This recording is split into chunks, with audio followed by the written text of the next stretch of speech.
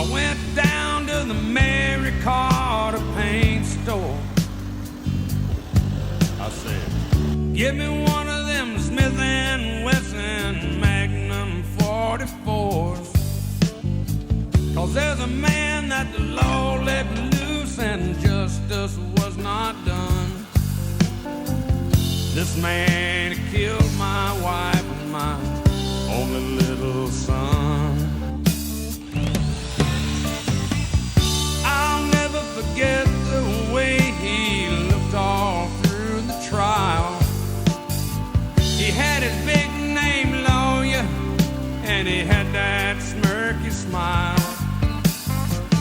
Oh yeah, he got you off on a technicality, but you have to grow wings and fly.